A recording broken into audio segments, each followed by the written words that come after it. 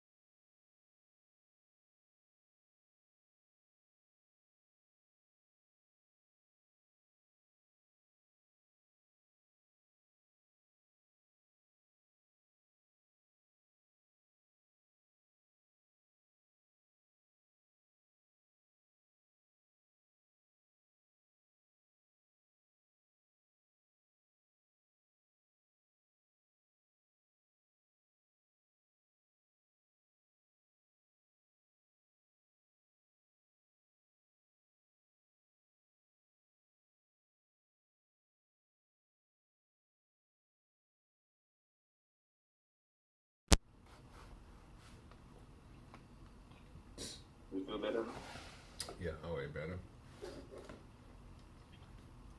You know, man, How you guys have mangoes there, bro? Huh? That's good. How you guys have mangoes over there? We have mangoes because They're imported, right? yeah, they're imported. They imported From them. back home or like you got them from a store? You say from what? You got them from back home or you got them from a store? From a store. So here the supermarkets have like everything because you know import export. We'll get into a whole long story. I get it. I just know that I'm sure like your place doesn't like the weather is not favorable, especially like Cali itself. Yeah, but these days you can make fruits in the desert. You know there. Anyways, we'll get into a long story. We'll get into a long story on that. But yeah, I mean we import most of the stuff are imported here actually.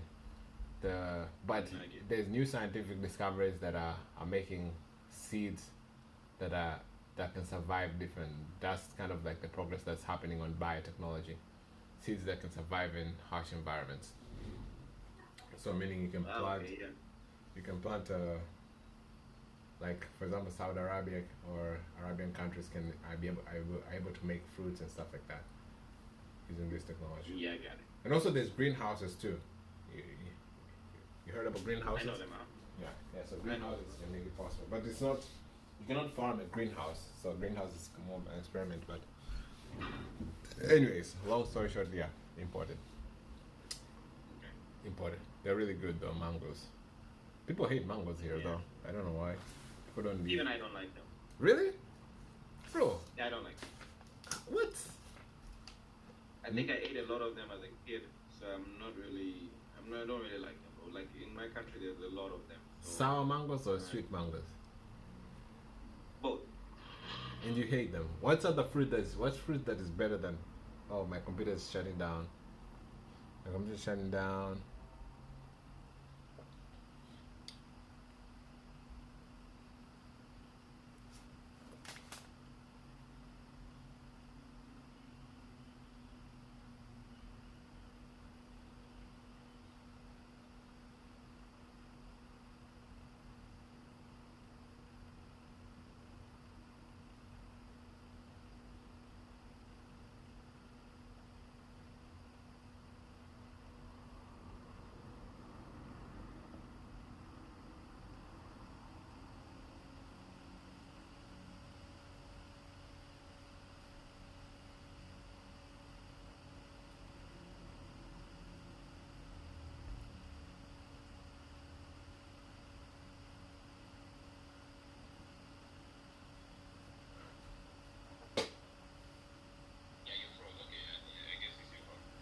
Yeah, my computer shut down, so I will. We can continue though, if you want to, until it turns on. No worries. Yeah, it's dead. No worries. Should I just restart it? Just do a hard reset. Yeah. Then it will probably update and fix those issues. So.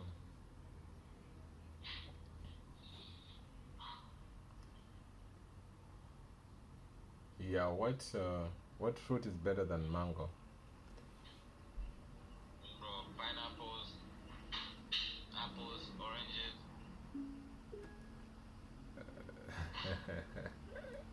I guess it's up to taste, you know, like it's up to taste. Like, Yeah. like pineapples and Yeah, I get it. I think pineapples are kind of like mangoes in the same. I regard them as similar. true. But mangoes are a bit messy, bro. What if you're eating mangoes with a spoon, with a fork?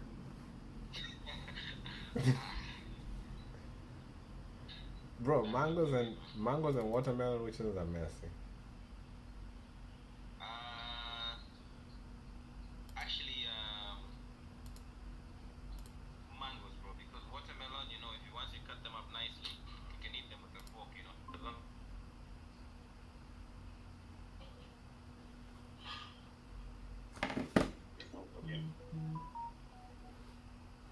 As long as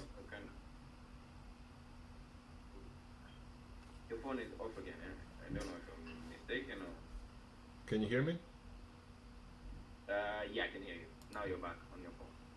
I guess the camera just went off. My computer, you mean? Yeah. Okay. Let's continue. I think we're gonna. Can you see that I'm gonna put a property here on preview?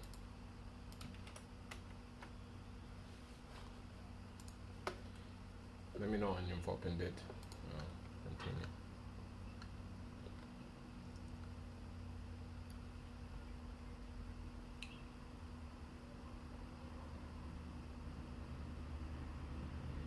I got it. Just trying to put it on.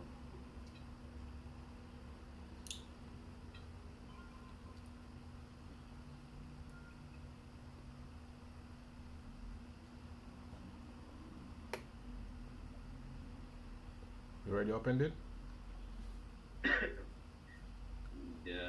West 17, yep. 78, yep.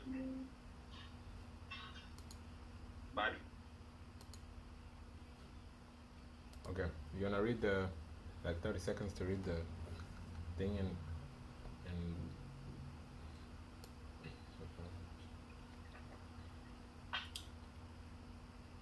please update the bedroom on every phone to the file ownership of the updated picture.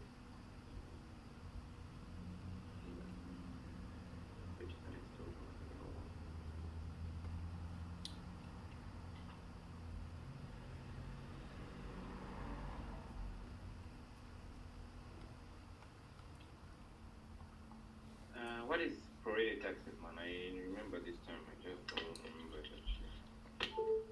prorated taxes is when, so for example, prorate is let's say you have your rental, right? Your rental where the Americans are coming in, right? For example, if they come one of the American comes in on the, like let's say they come in today, right? Would they pay the full month rent or would they pay half a month rent? Or will it, like imagine if your rent was supposed to be paid on the first of the month every month, same amount. How much would you? How much would they pay everything? So they'll pay. So if they pay everything, they pay the state. They pay the state. Yeah. So that means if your rent is like 200, how much is it? 200, 300, 400 ish. Like 800. So if it's 800, so they'll pay 800 if they come today, or they come on first of the month, or they come on the end of the month. It doesn't matter. Yeah. So if they come, yeah, normally they should start on the first of the month, so they'll pay 800. But let's say they come on the 7th of the month, they'll pay for the 23 days. So they'll pay 800 for 23 days. No. They'll pay maybe like 680. Like, you get what I'm saying? Like, we'll remove those other days that they've missed in the beginning of the month. Okay. But the next month they'll pay the full 800. Got it. So that's prorating. Does that make sense? So I see. So if taxes, if let's say you buy this house, you're not buying on the beginning of the tax. Let's say the tax was paid on January, right? Every January. So if you buy it on June, you would not be charged for the full year's tax. You'll be charged for the taxes from June to the next calendar year. Okay. That's proration. So that's proration. Got it. So it's prorated. That's the concept of proration. Whether it may be taxes, maybe rent, it may be whatever it is. That's proration. All right. Okay. Ring ring. Hello. Hey, is this Philip? Yes, this is. Hey Philip, how's it going, man? Oh, okay. Slow morning for my speaker. You say it's a slow morning? Yes, it is. Oh man. Okay. Well, I'm feeling myself. I'm feeling like this is just really. It's a little bit starting to pick up, but it's been slow for quite some time.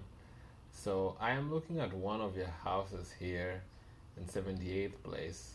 It looks like a good fixer-upper property. It probably needs a little bit of update. Is it still available? Oh yeah, it's still. Awesome. Well, I love the house. My brother and I are looking for something like this, and this looks like it fits what we're looking for. A cute fixer-upper, just needs a little bit of update. So what we're potentially doing, with my brother, we're looking for property that we can add some value into it, kind of force appreciation, and to be able to sell it back on the market. Probably this is a 3-1. Do you think there's a room to add another bedroom, another bathroom in that house? I don't think so. There's not much lot size for that. Okay, cool, cool. All right. Yeah, so I mean, we were looking potentially to turn it up and be able to sell it back again. So I mean, what feedbacks have you gotten so far? None so far. Oh, none at all. Yeah, nobody's viewed the property yet. I just listed it, and I just listed it about a week ago, so no feedback yet. Okay, because it shows here like 90 days on the market, so I thought maybe there might have been some, maybe it's just a Yeah, so system error. we actually had it listed, and then we had it listed, and then first day we got a buyer that was willing to close, and then he got a problem with the taxes, so we kind of canceled the contract yesterday. Oh, sorry, last week. So that's the reason why it shows that amount of days on the market. So it was pending for a while, so we kind of we put it back on the market about a week ago. Oh, I see, I see. Wow. All right, that must be hectic. Yeah, I know. Like sometimes these buyers, man, like when they get your all your hopes up and you're about to close and then they drop the ball, it's really frustrating, man. Oh yeah. Yeah, so I mean, right now is do you know if there's anything major in the house that needs to be updated? Anything that I need? Of course, I can see that the pictures it looks like it needs a little bit of work, but is there anything major, like any foundation issues, any mold, or that would Yes, need? so they're selling as is. The only thing that I know for sure is the kitchen. I mean, it depends on the buyer. I think you said you're getting from investment property. So if that were the case, you don't necessarily need to update it. But if if you wanted to resell it, maybe you might want to look at updating the kitchen. Kitchen cabinets might need some work, as well as the shower is also kind of updated. But besides that, it's structurally sound. Uh, they got yeah, it's a brick structure, so a brick apartment. So it's the bones are still good, and everything's fine. Okay, that's fair. Yeah, I mean, essentially, it looks like they really took good care of it, and I love it because this like makes our job really easy. Um, we kind of try to, especially like in houses these days, where the market is a little bit, yeah, you don't know what's going to happen tomorrow. The buyers themselves are not really willing to put up like solid offers, so we kind of try to stay away from houses that need a lot of work. And the fact that this one doesn't need a lot of work is really nice. So have you? I mean, right now, because I see there's some stuff on the pictures. It looks like there's some personal items in the house. Is it still vacant or is it occupied? Yes, it's unoccupied. Unoccupied. Okay. Do you know if is there a timeline where they're looking to close by? No particular timeline. I guess they just at this point they just want out of it because they want to move out of state. But I mean, they already waited 3 months with the other buyers, so at this point they don't really have their hopes up. But yeah, if the quicker you close, the better for them. Oh, nice. Do you know like they're moving out of states? Do you know um, have they found something on the other, like the other place where they're moving to? Have they already found something? Mm, Not yet. So they plan on using the proceeds from this property to get something else. Got it, got it. Would they need like some time, like in case an offer comes up, would they need some time to get their stuff and their belongings? Of course, most of the times we try to work with the buyers and give them like a few weeks, but I just want to know if they would need like, you know, like maybe a month lease back or something like that, or if they would need some assistance in moving the items. We don't mind to add that up if the numbers make sense, of course. would they be needing any assistance, like to, or some time to, you know, um, No, they're about to ready. relocate? They pretty much, if you were to get an offer done today, they might just need a week, and then they're good to go. Just a week to pack up their stuff. Don't have many personal belongings. They already boxed up everything. Okay, fair enough. That's good. So, I mean, you mentioned that you had that one offer which fell through. As so, it looks like there've not been any other offers. Now, is there? Do you know what's the reason why you guys are not? Is there any reason why you guys are not receiving any offers? Yeah, like I said, we just listed it this week. So I do expect to get Okay. several offers. Yeah, we just relisted. We just put it back on the market this week, so I do expect to get several offers. It's just 3 days into the listing now, so I'm hopeful. I mean, because we got a buyer and signed contract on the first day on the last deal, so I feel like there could be potentially several buyers, several a lot more interest on this one as well. True, and the area also is like really nice area. So I mean, I don't doubt it. The only issue maybe I would have, like, if I was a buyer, is just the fact that it has one bedroom, one bathroom. But apart from that, like, it's, and maybe an owner occupied who's looking to just come in and you know get get into a house with the that is kind of like in a really good condition. Maybe do some minor repairs himself. Wouldn't mind do something like that. Would definitely love this one as a starter home. So I mean, for me, my standpoint, I'm looking for it as to turn it up and fix it up and kind of bring it up to 2022 standards, 2024 standards. So I mean, here's what I'm thinking. So at the end of the day, this all comes down to the numbers. If the numbers make sense, as an investor, the number have to make sense for me. Um, so I see the house is listed for at 150, and I don't know what offers have you gotten yet, but do you think the seller at this point is negotiable on the price? No, because we just dropped the price.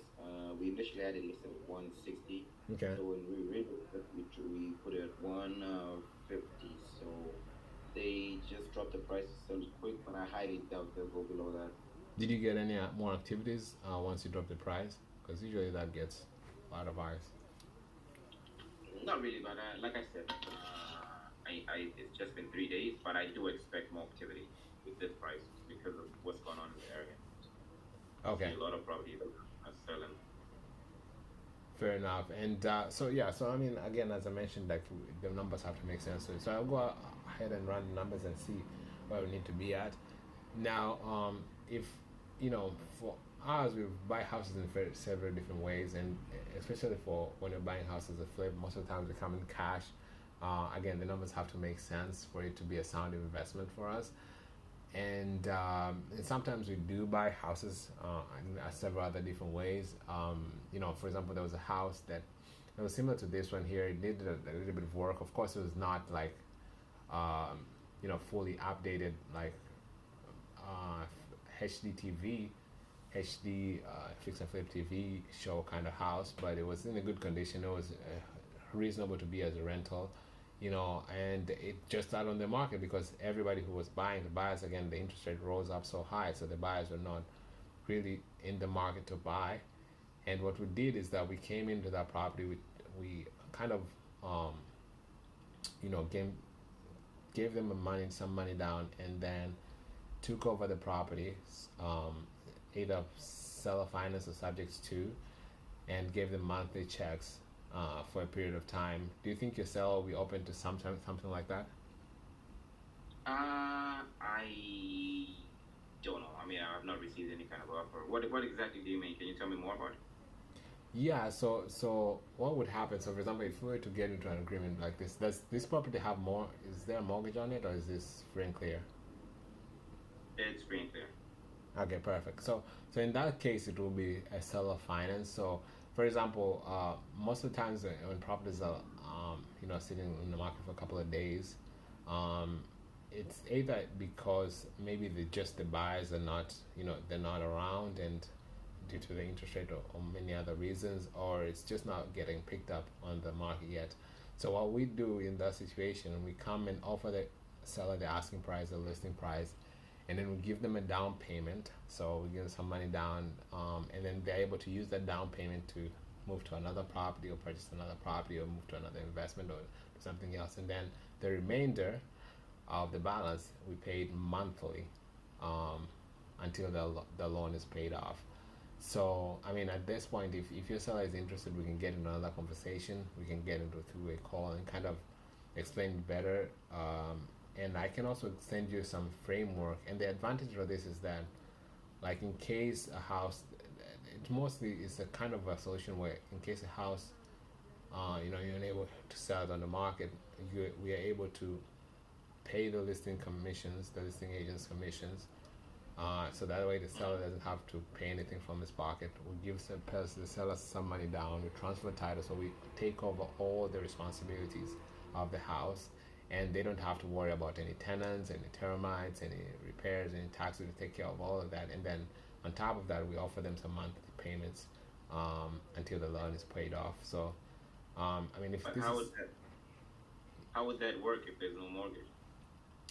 Yeah, so if there's no mortgage, so we create like a note, so as a promissory note that is secured by deed of trust, and that way, this promissory note is a note. Basically, it's like an IOU, where I say like, okay, I've bought this property for let's say, for example, $150,000. I've given a certain down payment, and then the remaining amount, the IOU, is a note that says, hey, this Joseph, my name is Joseph, so Joseph is agreeing to pay the seller this amount per month for a period of time until it's fully paid off. And in case anything happens, the seller is secured, meaning that note or uh, that that agreement is secured by the house. So in case anything happens, the house is still there as a security instrument.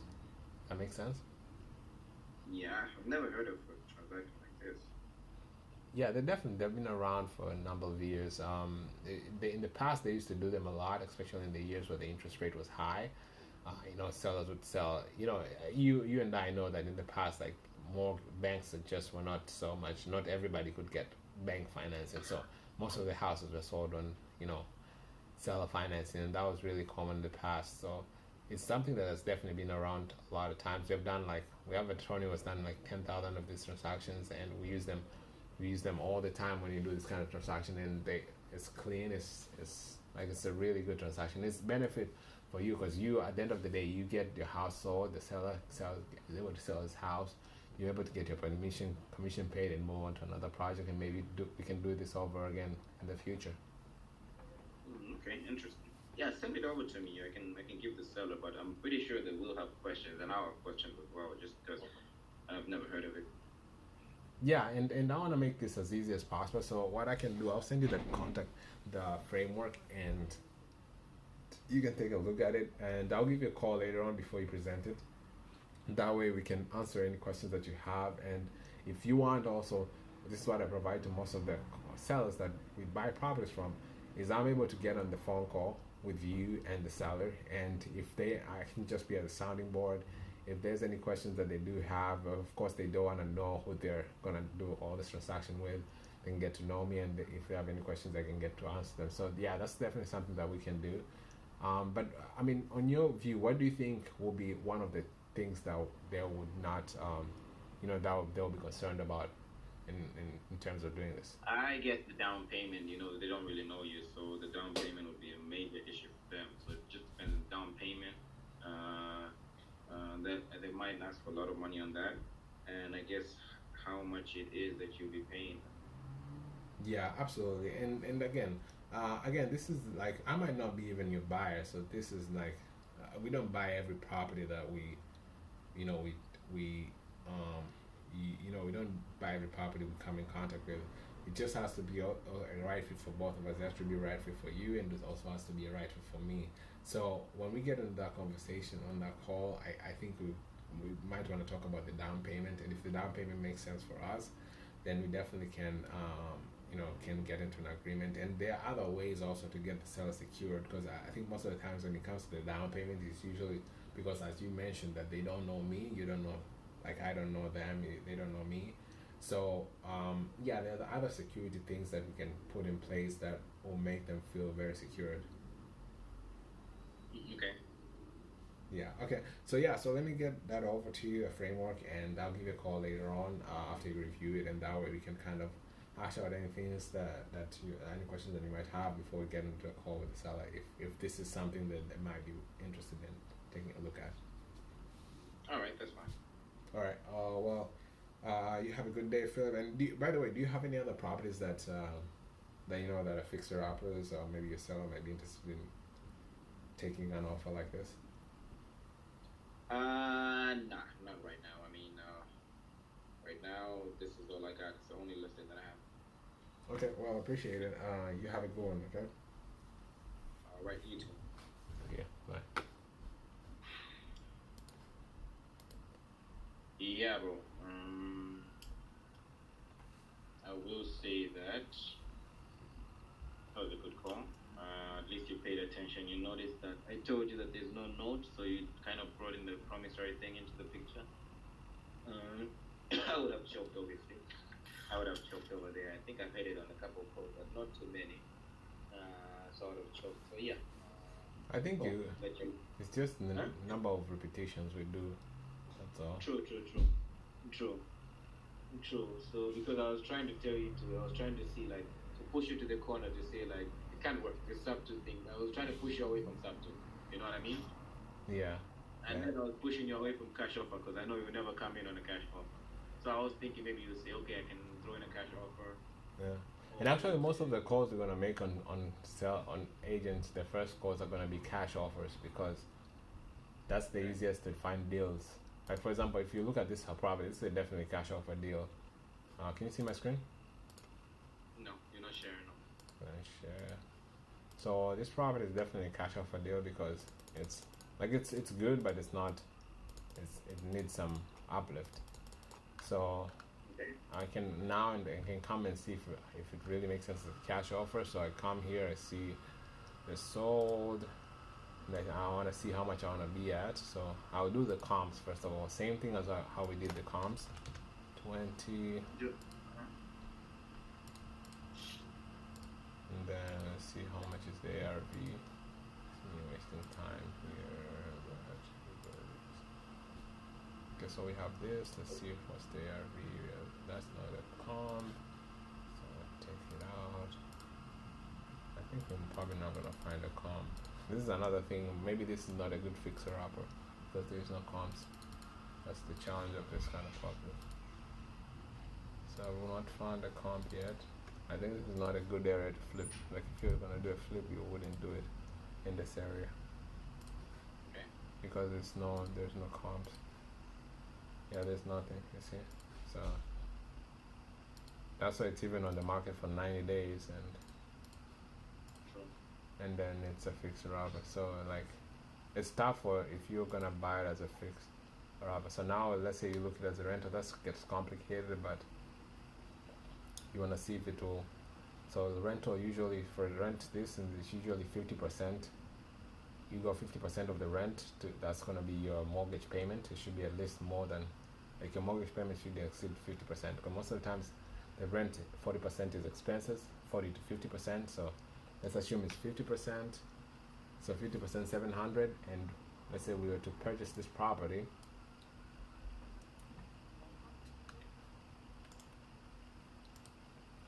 How much would our mortgage payment be?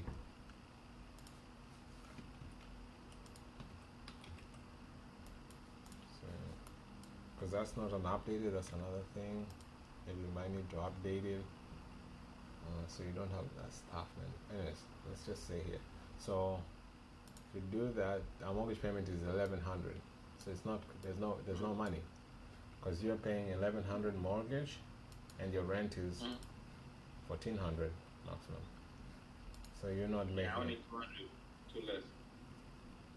Yeah, 200, and plus the expenses, like the expense. There's more expenses on top of the mortgage. There's of course, there's taxes, insurance, but there's other expenses too, like um, capital expenditure, meaning like if a roof breaks down, there's other expenses that is, what are the expenses? It goes up for the property management, and there is other expenses that vacancies. Mm-hmm. Yeah, so Makes sense. not a good deal for sure. Makes sense. And look at this house. This one 1100, and it's, yeah, this is at least maybe the same kind of this. Not so good, but the 1400 are actually, they're gonna be in a good condition. At least, no, this is not pictures. All right, man. Let's continue. It's your turn now. Okay. Put an address.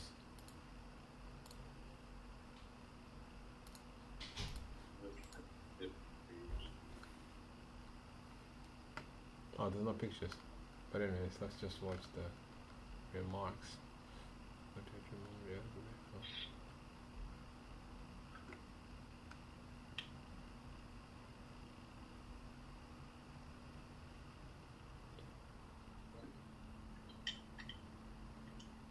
Oh.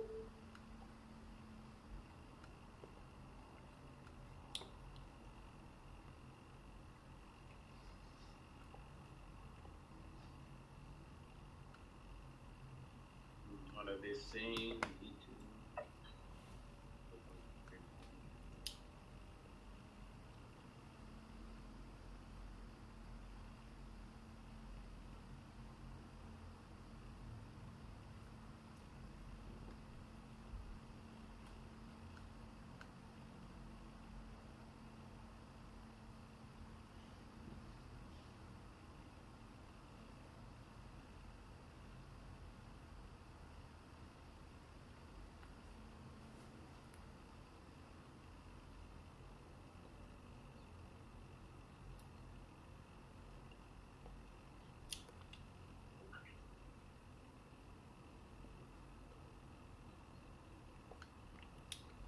You ready? Yeah, I think I'm good. Okay. Hello. Hey, this Joseph. Yes. Who's this? Joseph, my name is Phil. How are you doing today? I don't know, Phil. Yeah, I was just looking here on the MLS. I was looking for a property for me and my brother, and I came across that property you have on West Sip Street. I just wanted to reach out to you and see what kind of feedback you've been receiving on it. Feedback. Well, I mean, we had a couple of buyers come and take a look at it. Investors, of course. Do a tour, and it's pretty much. I mean, but most of the people who come to see the property, they like the fact that it's brand new with hardwood floors. It's really family friendly. There's a big backyard, so it's especially like the two families that came to see the property. They liked everything about it. They presented an offer, but unfortunately, they had another house that, you know, that they decided to move forward with. You know, apart from that, like most of the feedback we've had has been pretty positive. Oh man, that must have sucked to be almost at the finish line and then just then move on. Yeah, I noticed that a lot. it happens. I noticed that a lot of buyers these days, it's like they want to make sure all the properties check each and every one of their boxes, and if they don't check any one box, they just move on to the next property. Yeah, man, stupid buyers. Yeah. Now I see you just kind of I saw there was some updates that have been done. I just want to make sure to check that was there any store hail damage or anything like that before the updates? You said hail damage? Oh, Yes. no. So I know that area is kind of hail prone, so I just want to make sure that. No, I don't think That we was had it. any hail for like 100 years. It's probably, I don't think we had any hail. Hail? No. Hail, no. Okay. Now that's a good thing. So are they still living in it, or is it vacant? Well, it's currently they're still inside the house. That's why we don't have any pictures because it's you know we want a transaction with a person who's like really committed to to buying the house, and then we'll show them house, but and then they'll move out right after. Um, they already have a place, so they in case like they don't get a place right away, they're gonna just rent for a few weeks or days. Yeah, so we kind of open with our timeline. We kind of accommodate sellers. So if they wanted a lease back from us, would you know how long they'll need? No, I don't think they'll need any this back. It's okay. Okay. Okay.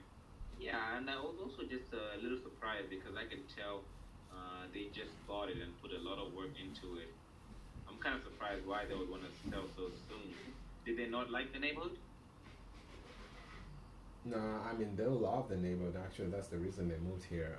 It's really there's some really good schools in the area, some good supermarket. It's close to the a very busy area, like a street where you can go down the pub and like hang out. There's like parks. There's actually the biggest waterfall in America is close to it, so it's like a really good area.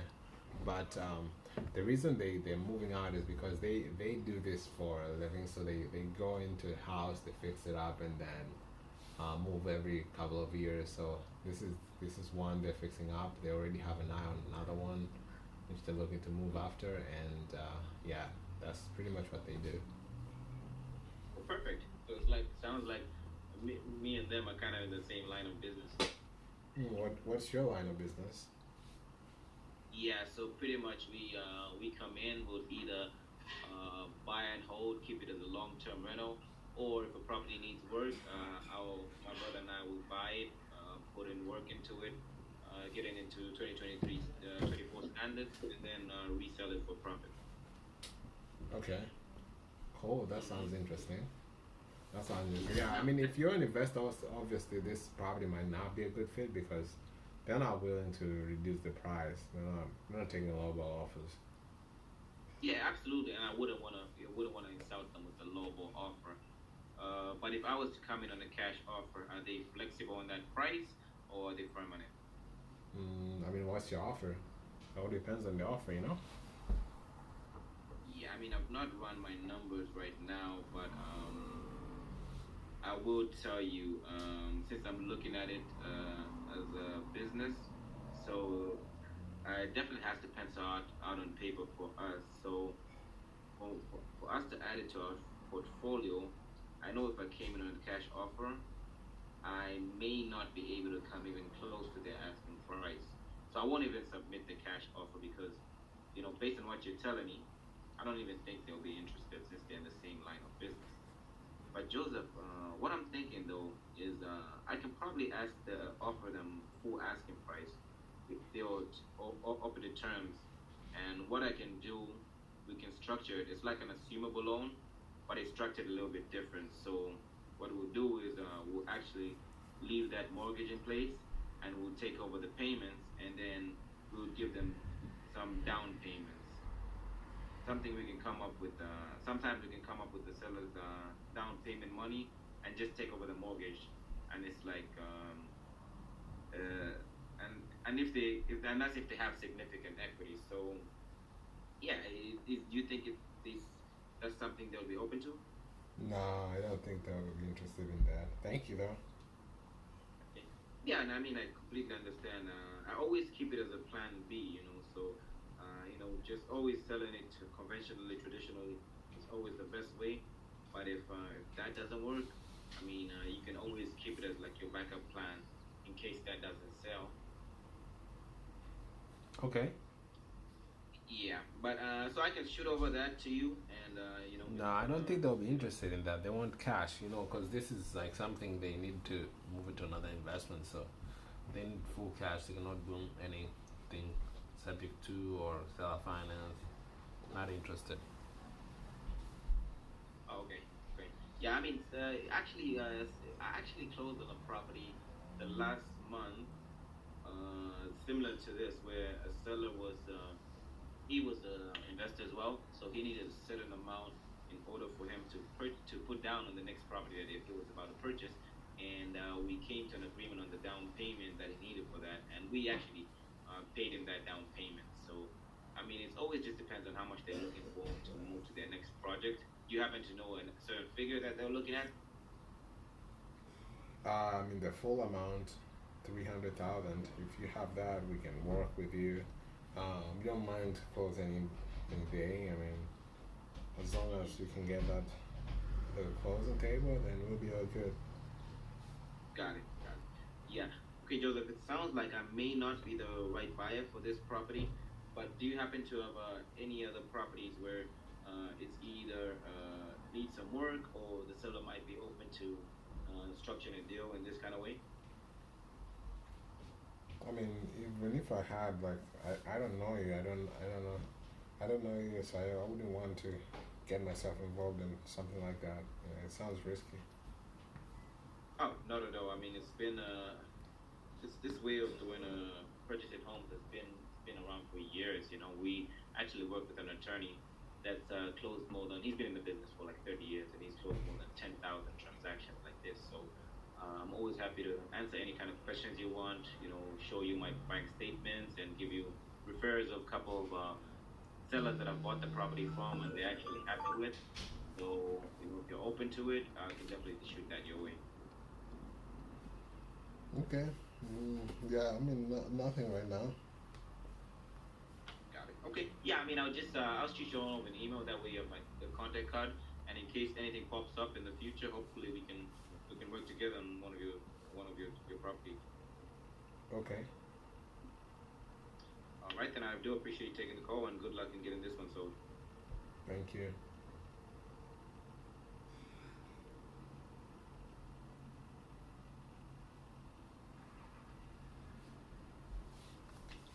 All right. Good. I mean, I guess it's good. It's just progress. Good progress. Yeah, there was nothing I could do, bro. Like the guy's investor, he won't take that. The realtor also. I don't know. What do you think? No, I agree. I agree. I think it's just the the it's just like you did all you could do. There's nothing more you can do. Yeah. Tried convincing, he was not budging. You know. Nice, man. Okay, I just put another address. Let's move to the next.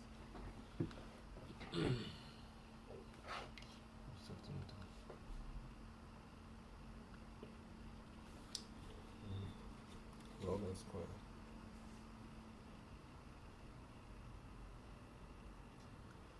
And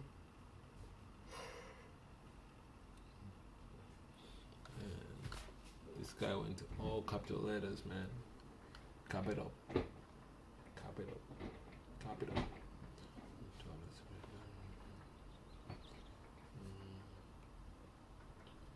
No, it's already now. Huh? I don't know. I'm just seeing the thing from.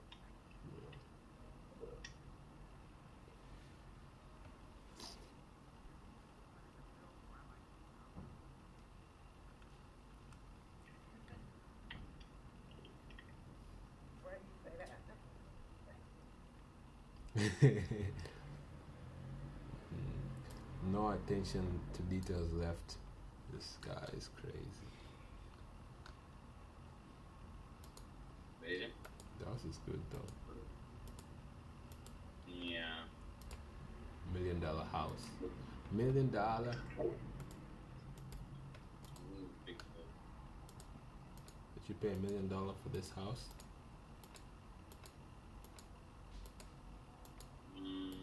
I mean, the fact I like the house, but I like a bigger compound. This house doesn't have a big compound. That's the only. Yeah. If you wanna have the This house, looks like Westbury. yeah, yeah. But I mean, it's good. But just me, my liking. I think I would wanna live in a big compound. All right, ring ring. Privacy, yeah. No, just more ability to freedom. Oh, this Hello? man, your neighbor is next door. Hello. Yes, hello? Hey, is this Philip? It is. What's up, buddy? Hey, it was good. This is Joseph. I am an investor. How are you doing today? I'm not good, Joseph. Sounds like you have something different. Yeah, I'm actually looking at this beautiful listing, which is Just amazing. It looks like you guys just it's a 2020 build, so it looks like it's recently built. But also it looks like it's very well updated. So I'm looking at the house that you have listed on Harding Avenue. Are you guys still? Is it still available? I see it's active, but is it still available? Yeah, it is. It is. Yeah, perfect, perfect. So I mean, I'm looking at it this way. So it looks like a really big house, and right now we're looking for a house that we can add it to our portfolio. We work with a couple of companies. We work with, Airbnb. Um, this would be a good opportunity as an Airbnb. It looks like very perfect condition. Also, we work with companies like insurance companies. Sometimes we work with them when they're looking for to displace some other people who have insurance issues. So they put them in these houses, and then we kind of work with them, and they pay way more than the regular rental amount. So that's really usually very good. And we also work with like midterm rentals, nurses, and stuff like that. and this property looks like it.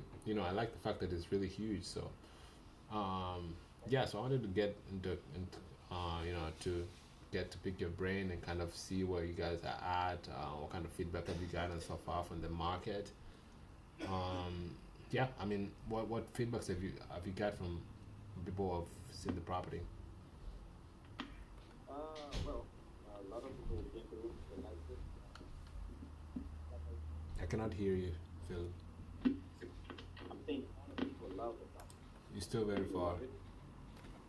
Bro, I'm right here. Okay, now Joseph, I can can you hear hear me? you. Yeah, you're back now. Go ahead. I said a lot of people love the property. I wrote everything, so they pretty much updated everything, made all the changes. Yeah. I guess the only thing is that there's no parking space. So there's no parking space and not enough room for play area in the front of the property. So that's really the only issue we face. Yeah, I guess like, and if you really consider like the fact that Most of the new families would probably need that kind of parking space, but I guess sometimes you have to sacrifice some things in order to get the better things, which I definitely think that this house is really good. It's in a good area, of course. Now, apart from the parking space, is there any other thing that some people complain? Maybe like the fact that these houses are too close to each other.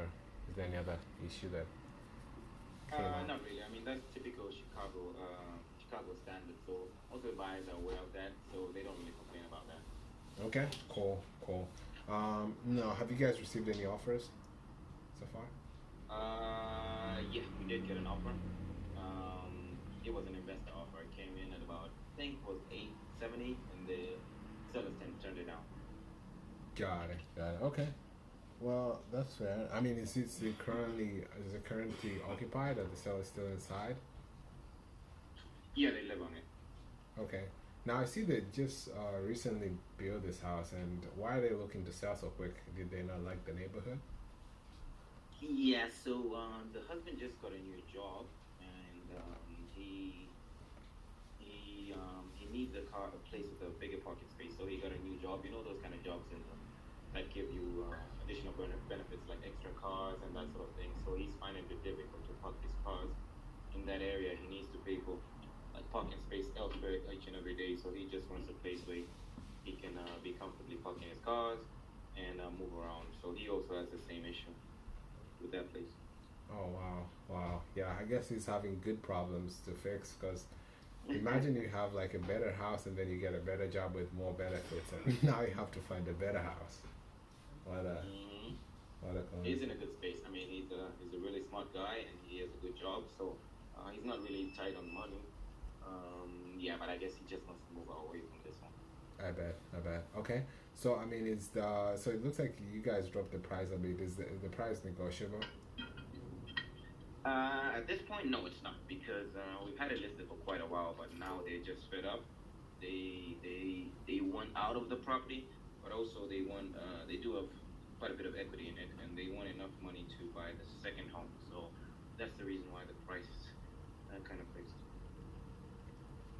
Got it. So they're looking to get the proceeds from this house, the equity that they have to buy another house, the other house. That is.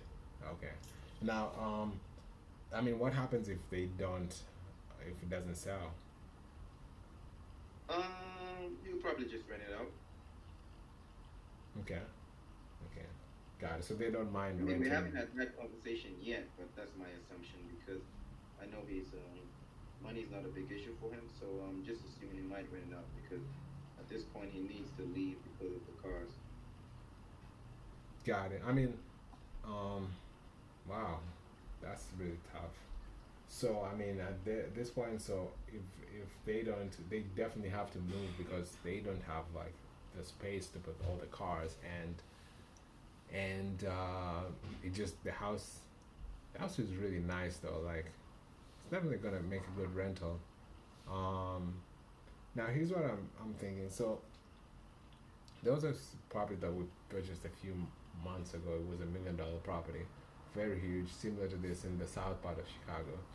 And the seller basically had already moved out. So the good thing is that they already found another job. They're moving out of state. They're traveling.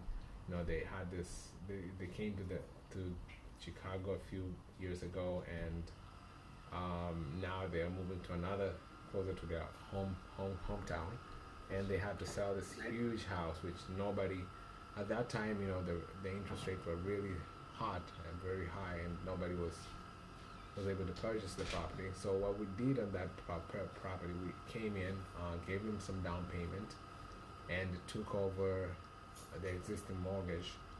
Do you think if we were to do here something like that here, do you think your sellers will be interested in taking an offer like that?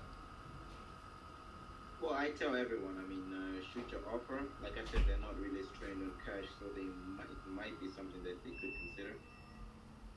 Yeah, and especially like, so for example, so what we did in that similar purchase, what we did is we came, gave them a down payment. You know, we of course paid your commission. We waived our side of the commission. That way, we reduced their closing costs significantly, and their money out of pocket. And you know, at the end of the day, it helped them take over the responsibility of maintaining the house while they're having like two jobs, and it also got the house sold for the realtor, so that's good. You're able to get the commission, and we were able to get a property that we right away turned into. What he did in that property actually was a really huge house, so it was very beneficial for like an Airbnb. So we were able to turn it into a beautiful Airbnb, which right now generates to us about 3,000 a month in cash flow. So it was like a really win-win for both sides.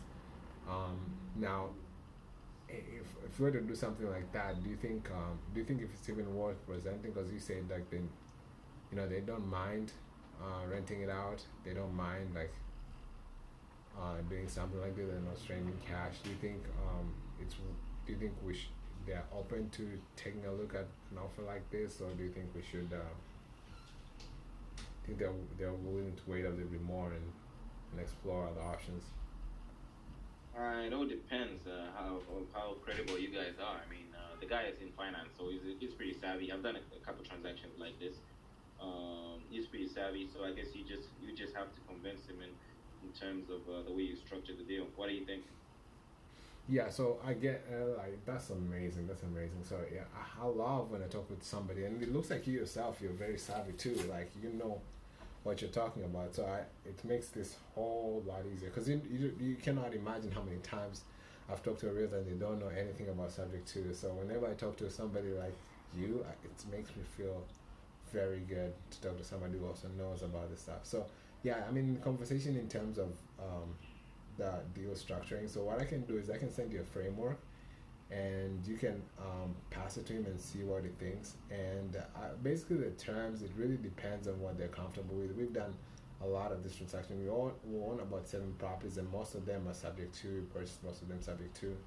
And we have some cash properties too, or we have them, but right now due to the interest rate that is really high, it's kind of tough for us to make sense on these cash properties, and so we end up defaulting to subject to, which helps us in the long term. So yeah, I mean, I can send it over to him, and then we can get into another conversation and kind of see if this makes sense. And if it does, then we can kind of move forward and see like how much down payment they would need, how long they would want to hold the note for, and all that kind of stuff, and what kind of security instruments we can place and put in place. Um, yeah, so I'll do that first, and again, if it doesn't make sense at this point, that's completely understandable, you know. Yeah, so I can send you that over to you, and then we can get on another conversation if it makes sense. What do you think about that? Yeah, that works. But you said you've done a couple transactions like this. Do you work with the law? What title company or what lawyers? What do you use to do these transactions? Yeah, so we strictly do this. We use the same like we use the same contracts that the real estate agents use. The same trade contract. There's a section that we just added an addendum to it, and we use any title company. Usually, we can even use the title company that you're used to using. We've done a lot of these transactions with our own attorneys, but if you're comfortable using your own attorney, that's fine. And if they don't know, most of the times I try to connect them with one of our attorneys. The name is Matt. And what Matt does, he can kind of guide your attorney on how to, how to structure this, how to close or how to structure this, or we can use our attorney. So it really doesn't matter whichever attorney you prefer, but I want you to be as comfortable as you can. And yeah, I mean, if you want to use an attorney, do you have any attorney in mind that you're thinking of? No, but I think they work with the family attorney, so I think he would most likely be inclined to using his own attorney. Okay, yeah, that works fine. So yeah, we can get in contact. I mean, if your attorney wants to talk to our attorney, that's also fine. Now, how long do you think? How long do you think they're willing to hold the note for this property? Would you say that again? How long are they willing to hold the note or the payments? How long are they willing? Yes, we haven't received any offers like that yet, so I haven't really had that conversation with them. So if you, how long do you? But I doubt they'll want to hold it that long. Maybe typically like I'm assuming they'll want a shorter to hold the note for a shorter number of years. That way they're protected, probably like 3 years, 5 years at max. Oh, 3 5 years. Wow. Okay.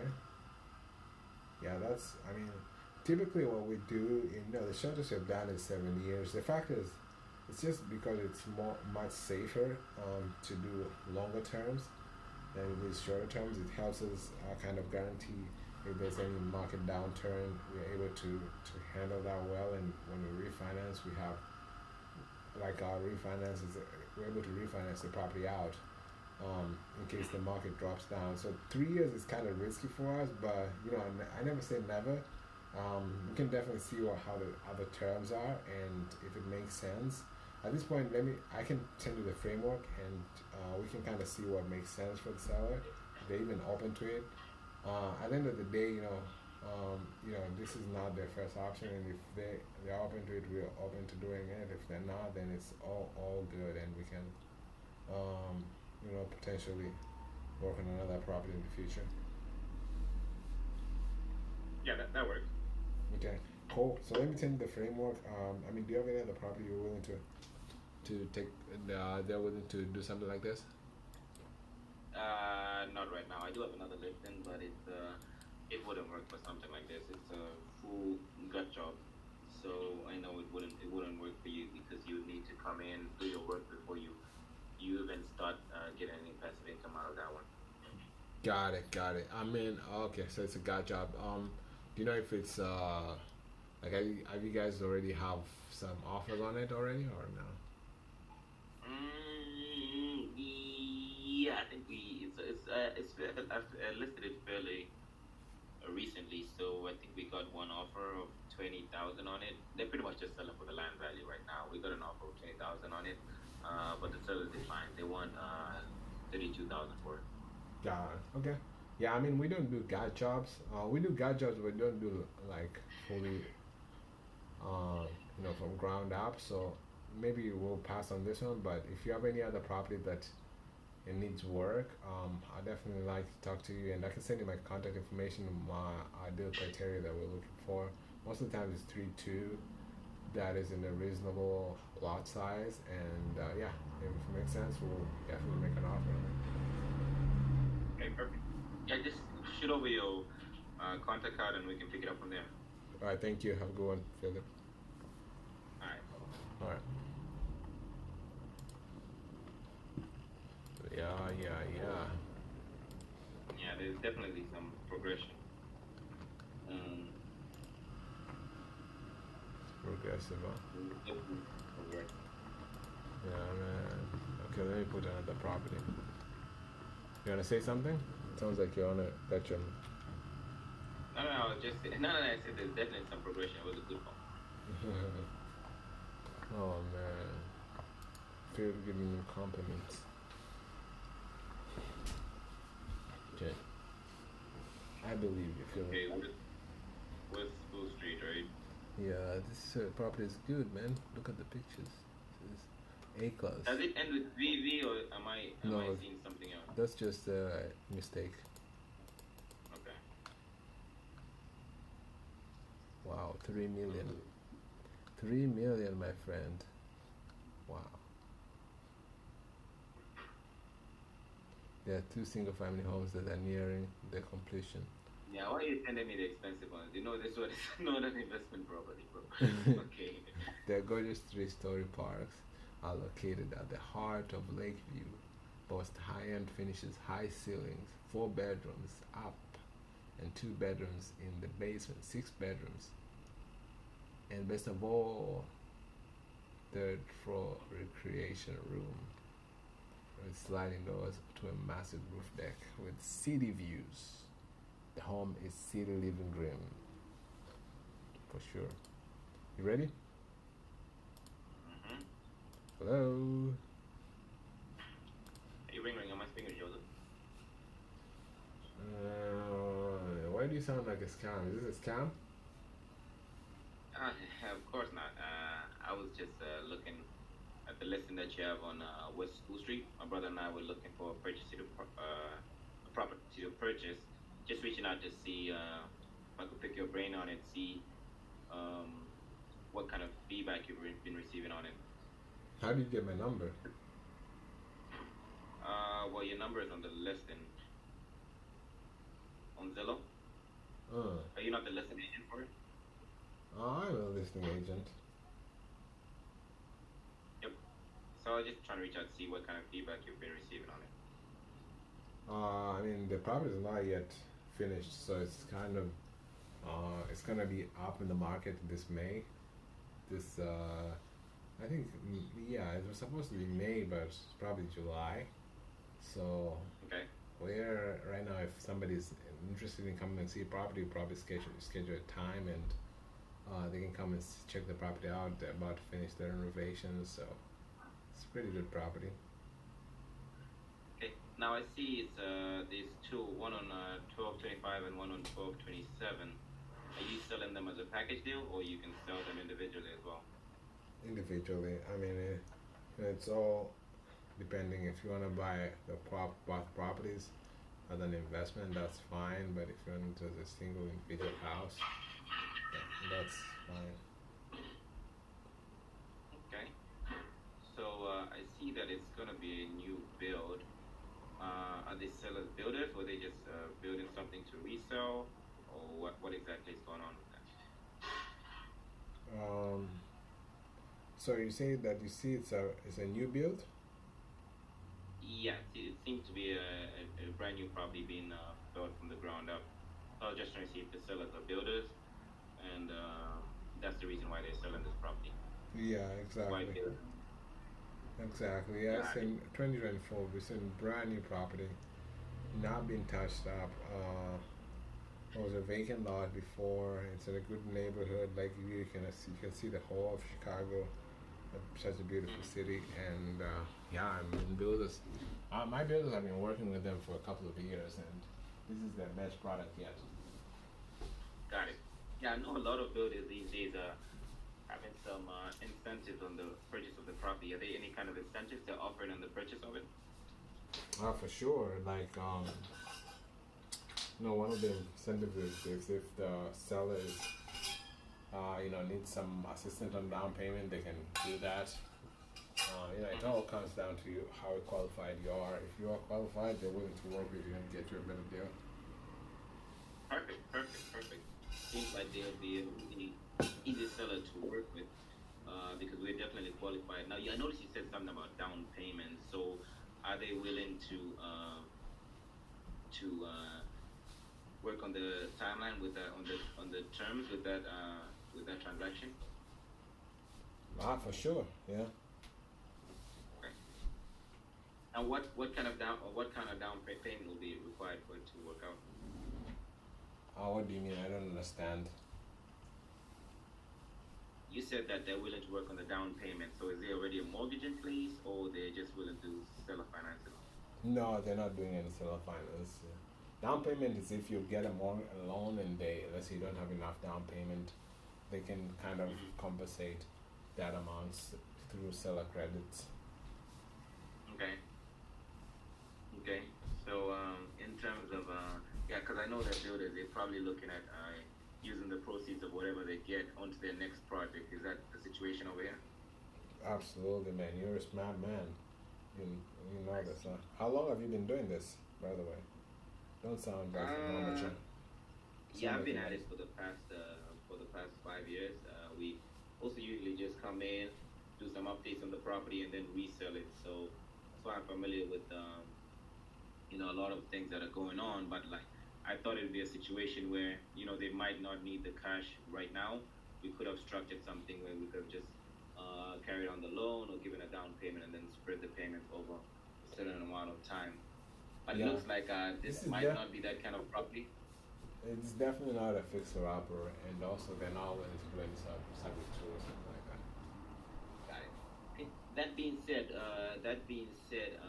do you happen to have any other properties that you're the listing agent on right now? Yeah, there's one, but it's also the same thing as a new build. I'm not sure if you want to take a look at that. The same, but a little bit less of the price. It's half this price. Maybe that might make sense to you, but I don't know what your plan is. You haven't told me your plans. I don't know. Yeah, nah. With new builds, it definitely will not make sense for us if financing it there because obviously there's no much value add for us to put in there. So even if we come on a cash offer, it wouldn't make sense for us. But I would definitely like to still keep your contact information. Maybe if we do sometime in the future decide to, have a property that needs work, and or your buyers might need a land that they need to build on. I'll be happy to, maybe offer you something or refer you to someone that could have that. What's that? They could have as what? Yeah, I was saying with new builds, we typically shy away from new builds just because there's no value add, so a cash offer wouldn't work. And if the seller is not willing to do to carry their note, it would definitely not work for us. So I would just offer to maybe in the future we could still work together to some certain extent because we do have some vacant lands. So in case one of your buyers may be interested in that, maybe we can still see how we can work together in the future. For sure, for sure. I mean, we're looking for a vacant land right now. Do you have something that you can send to us? I do. What I'll do is I'll look through our inventory and see what we got. Is your best email address the one that you have listed on Zillow? Yeah. Okay, I'll shoot that over your way, and then if the buyers are interested, maybe we can pick it up from there. Okay, that sounds like a plan. All right, perfect, man. I appreciate you taking the call. Well, thank you. Bye.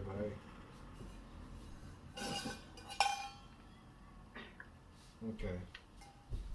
What do you think? Yeah, just there's no way around it. There's no way around it. There's no way around it because they're new builds. So it makes it kind of tough. But like, one thing that I try to do is like Lamichael when there's really nothing that he can do. I mean, he just wants to still keep the a realtor as his contact on his contact info, or like on his contact list. Never know, we might work together in the future or something like that. So that's why I offered him to say, we do have some vacant lands, or we might have some vacant lands. Since you're always working as builders, because the thing these guys always working as builders, maybe we can still see how we can work together. But otherwise, it's tough because I can't put in a cash offer. There's no value add over there on the new build, and then they're not willing to do the subject to. And then also they need the property they're building, so they're in this line of business. They need the money for another purchase. Yeah, true. Yeah, True. so it was a bit tricky. Yeah, awesome, man. Yeah, I agree. I agree. So let's turn it around. Let's find another property.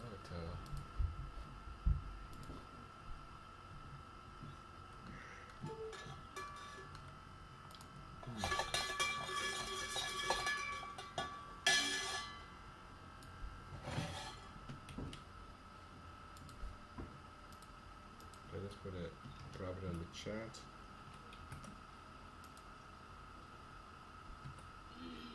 103rd, okay.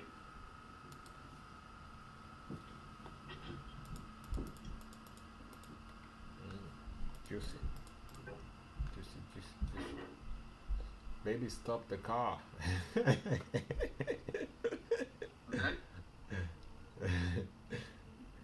Baby, stop the car. Oh, okay, I see it now. I see it now. Oh my goodness. Open plan, 2 bedroom.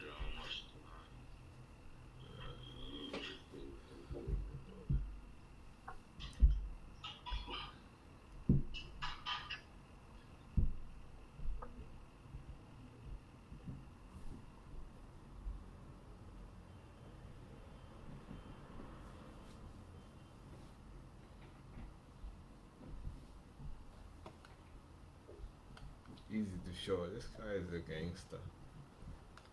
He said Mm-hmm. easy to show. Easy. And it's Jesus, Spanish dude. Oh, I saw the name. Yeah. Baby, stop the car. Alright, let's go. It's just basket. Right, hello. Yes, hello? Jesus? Yes, sir. Or is this Philip? Is it Philip or Jesus? I go by both. You go by both. My goodness. Philip Jesus. Okay. How are you doing, Philip Jesus? I'm doing pretty well. How are you? Good, good. How's your day so far? Not too bad. Just getting at it. How's yours?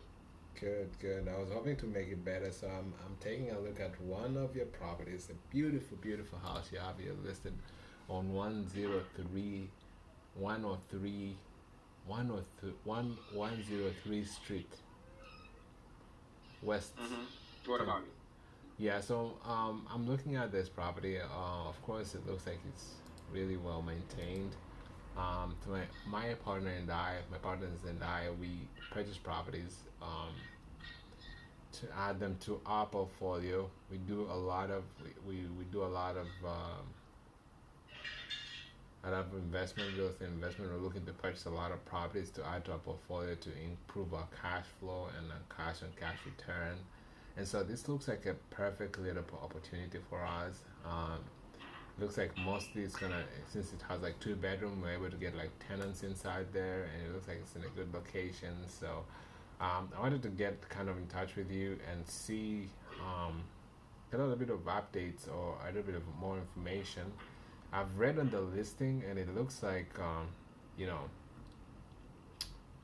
you said it's easy to short, it's good in a good area, but I want to see if there's anything more that that you can tell me on the property that will help me make a decision. Well, it's a really nice property. Like you see, it's Yeah. needs no work at all. The only downside is sellers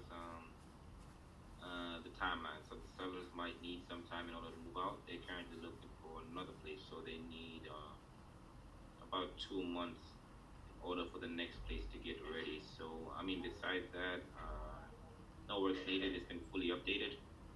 And yeah, Oh wow. Okay. I'm right close. So as soon as whenever you wanna view the property, I'm close by, so I'll be happy to show you.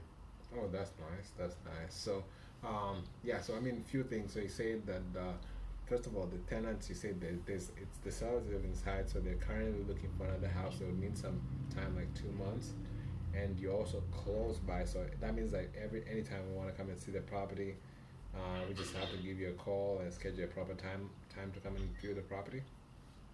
Correct. Okay, cool. Now, do you think so they need some time to move? Now, what do you think? What are the feedback being so far from people who have come and viewed the property, or scheduled an appointment to view the property? I guess just the size. It's the property is smaller than the properties around it. Uh-huh. It's about 820 square foot, so it's ideal for like a single guy or just like a young couple with no kids. So it's only really about the size of the house. That's really the only negative feedback. Yeah. Besides that, everyone loves it. Oh, amazing. That's fair. Okay. So, I mean, have you guys received any offers from from the people who have viewed it? Anybody made an offer? No, not yet. Got it. All right. No. I mean, is it because of the fact that most of the people cannot wait for the time till the sales come out, or is there any other reasons that would? Because I Well, mean, we for just haven't me, got too I much think it's like a activity. perfect house. It looks like it's well maintained. It's really good inside. I'm just surprised on why people are not making an offer Oh on man, it. I am surprised as well. Not much activity on it. Really? Guess it's probably about because of the size. Oh, I see. I see the size. Okay, okay. Yeah. Yeah. I mean, yeah. I mean, for ours, this one, of course, I kind of get where people are coming from. Like, if you have like a big family, the size might push you away. But it's definitely a very good opportunity for a person, a rental investor like us. So that's why we're looking to, to see if we can probably come to an understanding and be able to present an offer that makes sense. Now, in terms of the price, do you think how negotiable are the sellers on the price? They're slightly negotiable. Obviously, they're willing to listen to any kind of offer. Because they already purchased the other house that they're moving out to. So, yeah, I mean, where are you at on price? Yeah, so for me, you know, at the end of the day, like as I mentioned, we're purchasing this as an investment. So the numbers have to make sense in terms of how much we're going to charge a person for rent and how much they're going to come and how much that is going to be. It's going to affect the price, the offer value. Um, so, I mean, I can definitely go ahead and run the numbers. But in this area, in the same area, in the same zip code, most of the times we're buying property at around, 100,000 ish. Okay. I mean, I don't know if your seller are willing to come down to I don't around know. I that mean, number. they'll go down probably like 10, 15,000, but I doubt they'll go that low. Yeah, I agree. Yeah, I think so. And my job also, I don't want to present an offer that is too low. So here's what I was thinking. So, because we buy houses in many different ways, and those are houses we just bought recently, in a little bit of a few blocks from this house. And Okay. what we did is that the couple there, they own this house for like almost like 30 years. It was a good rental for them, but now they're just retired and they just wanted to, to not deal with tenants anymore. So what we did in the property is free and clear, and we came and purchased the property. We gave them the asking price. They were asking for about, I think it was about 110 ish, and we gave them the asking price. We gave them some down payment, and on the remainder of the amount, we created the promissory note and gave them monthly payment, monthly passive income checks. Do you think that your seller will be interested in doing something like that? I doubt it. They're a bit of an older seller. So they actually the wife went to like a retirement home with the husband. So the husband is still gonna move to the other house. So I doubt, just because of the number of years they have left, I don't think that's something that they'll be willing to do. Got it. And the advantage of of the subject to transaction most of the times is that when we transfer these deals, we're able to structure it in a way that they like if they have like let's say they have grandkids or children, we can structure it in a way where it's also like in case the grandkids can also take over the payments that we make to them Okay. in a later period. So I mean that's definitely not an issue. And again, like I mentioned, this is also an advantage, especially for a house if that they're not able to sell on the market. It can be a plan B. Once all else, like all everything else, is not able to provide a solution, then it can be a plan B that will help them sell the house, not having to worry about it. And the fact that you mentioned that they're older couple, so they don't have to worry about putting a renter in and taking care of all the maintenance. So it's almost like it becomes like a true passive income. Yeah, I mean, if Okay, they're so interested, now how will you put how will you switch it to the grandkids? yeah, that's a good question. I mean, again, I'm not an attorney or anything like that. So in that case, I can connect you to one of our attorneys who will be able to show you how we structure this stuff. But basically, it's kind of simple. Sometimes we can use like a trust where the beneficiary in the trust is easily transferable once the person passes by, or they can become like we add the grandkids as beneficiary of the trust, so they get passive income after a certain point, and then once they pass away, then the grandkids take over the payments. Okay, okay, that sounds interesting. Yeah, so I mean, if they're open to something like this, yeah, we can definitely talk about it. So yeah, so let me do this. I mean, it looks like your seller right now. They're not.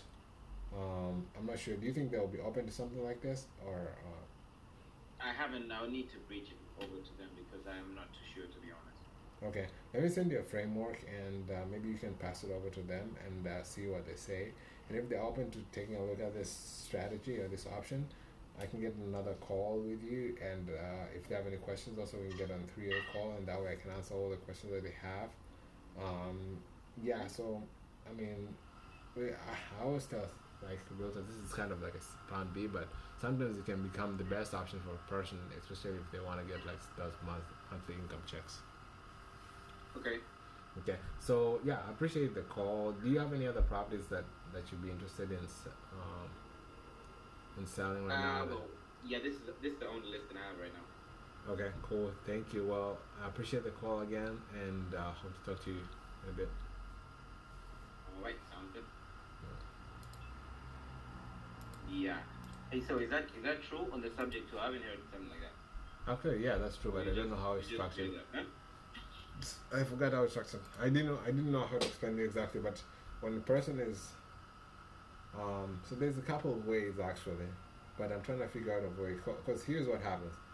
Let's say if you own a house, right? Unfortunately, let's say if I own a house and unfortunately I pass away, I hate saying this kind of stuff. Then you have children, okay? Then your children, usually, what happens to the house? Like let's say the parents, like what happens to the house when a heir, like their children, what happens? Does it go directly? No, it does not go directly. Usually there's a thing in between that prevents it from going directly from the father or parents or mother or grandmother or whatever to the children. There's a thing that prevents it. The thing that prevents it is called probate, meaning it has to go to be separated, right? It has to be separated unless there's a will. Even if there's a will, usually, like if there's a will, it depends on the court system. But even if there's a will, the will is basically like it's like this. When somebody dies, the things go to the people below him. But if there's a will, the will spells out exactly how it's distributed. So there's no need for there's no need for a lawyer to kind of do that distribution. But if there is no will, then the lawyer comes in and says, okay, according to the fair laws, this is how it's supposed to be. Since the wife gets 50%. So if there was already stipulated this, it doesn't even go through probate court. It doesn't go through that. It goes through that, but it's not debated. If there's a will, it's more like change of ownership. Yeah, it's more like change in ownership. Unless somebody wants to contest the will. Let's say somebody says like the will is not fair because it was fake, then it's contested. Okay.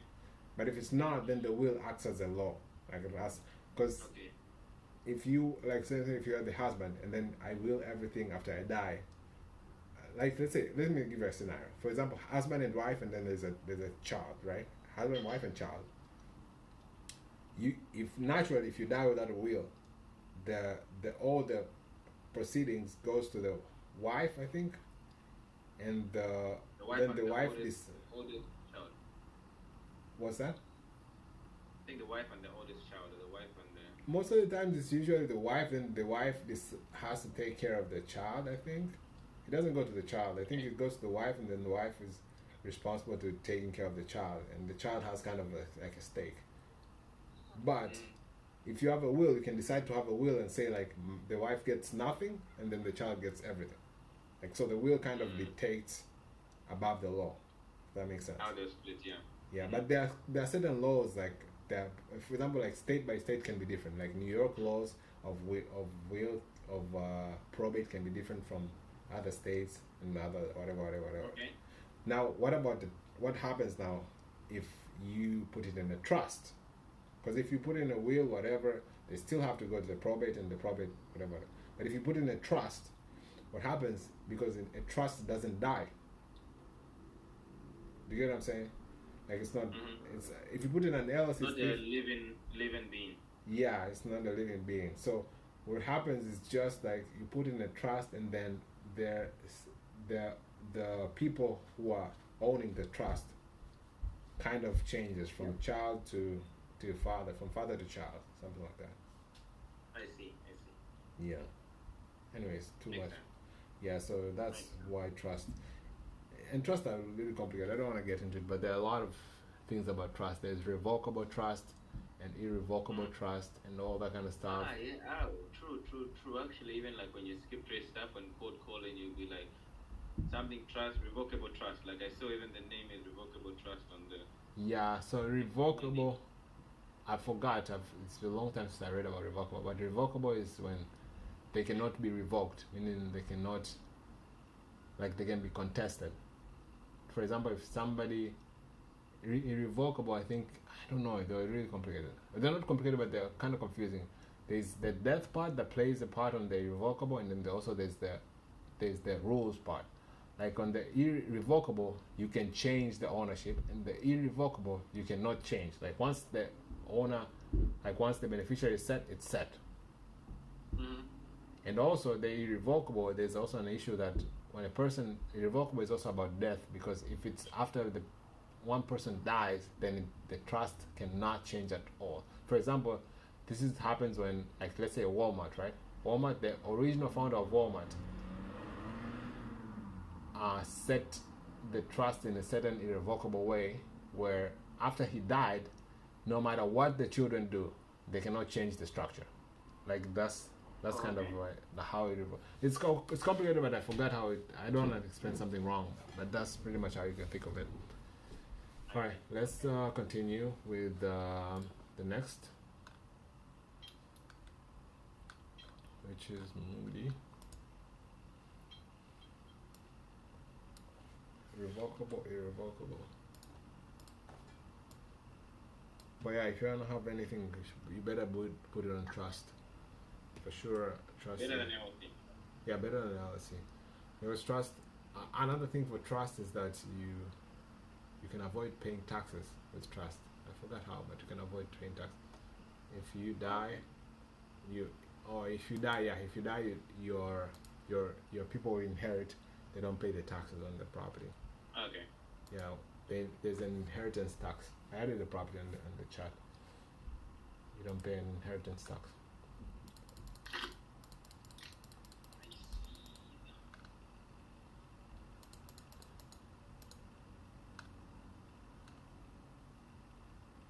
All right.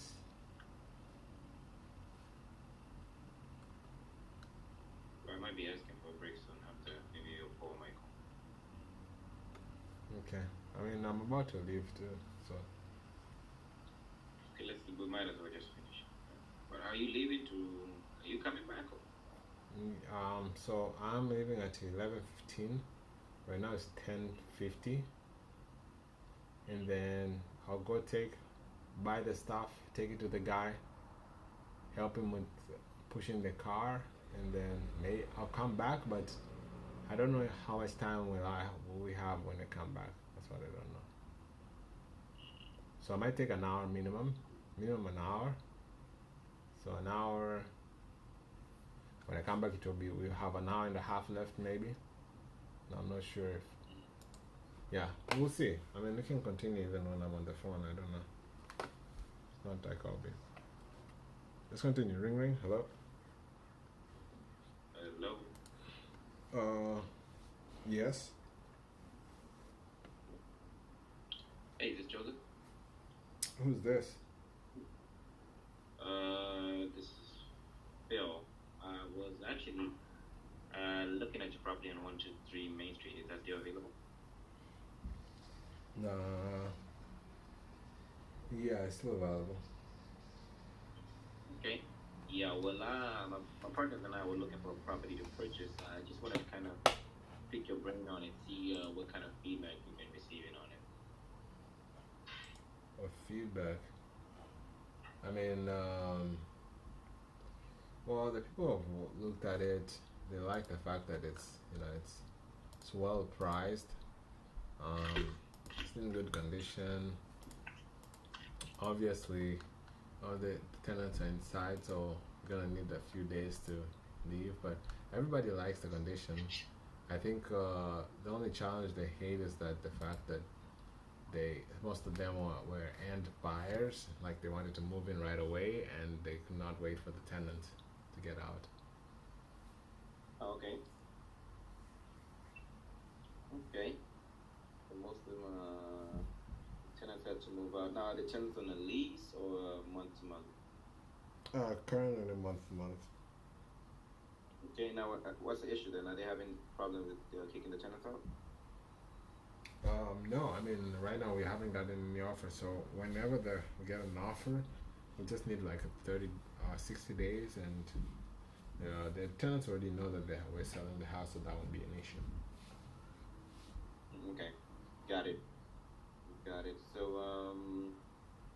yeah, but I was a little surprised that they just bought it and they put a lot of work into it. I'm kind of surprised why they want to sell so soon. Is it they don't like the neighborhood, or they have issues with the tenants? What exactly is going on? So yeah, that's well spot on. So they bought it like a few years ago, when the interest rate were really low. So right now, interest is kind of high, and they've gained a lot of equity on the property.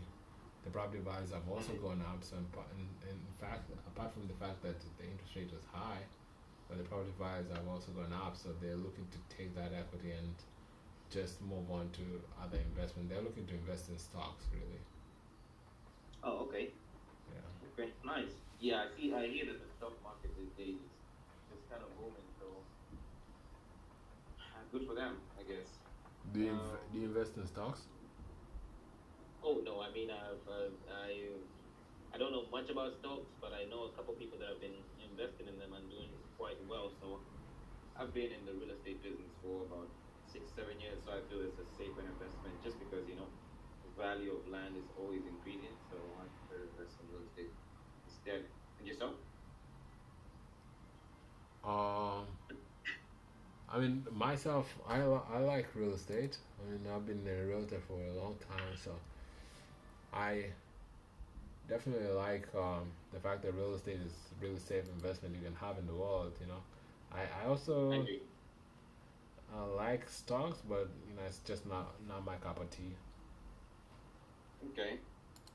Yeah. Now, I've been looking at some different properties in the area, and I know we're in a very strange market where some properties are getting multiple offers, where others are just sitting for a long while. So I was actually really surprised by the days on the market. What type of feedback have you received so far? I mean, everybody loves it. As I mentioned, the The only issue is just that I think I mentioned this before. The only issue is that the tenant, the most of the people who come, the owner, they want to live in the house, and the tenants just they cannot wait for the tenants. Okay.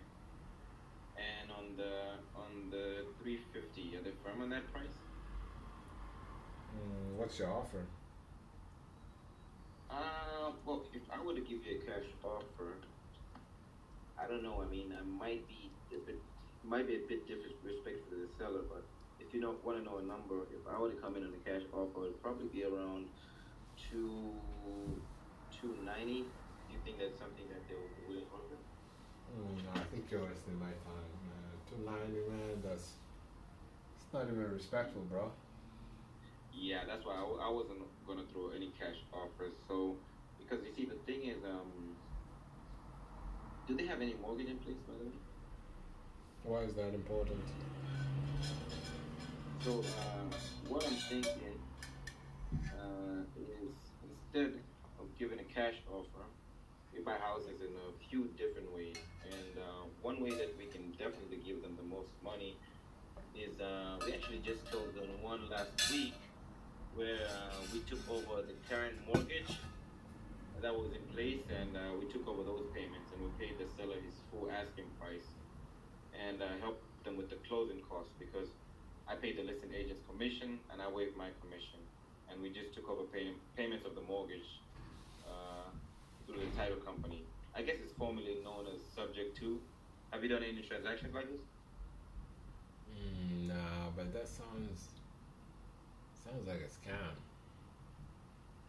Yeah, I know most people are unfamiliar with it. Once, in the real estate school, most of our classes didn't really tell us about it, but it's been around for years. So I work with an attorney who's closed about 10,000 transactions like this.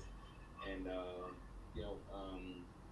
we also have purchased a couple other properties in this same way. So if the seller has a mortgage and it's something that is open to, I can definitely be open to referrals of people that we've worked with, and if it's a problem about him doubting on us with the payments, is what we do is we actually put in work on the property. So looking at a property like this, we'll probably put in about 30,000 into the property on updates, and then make the monthly payments. And then let's just say that on any day that I don't make the payments, right?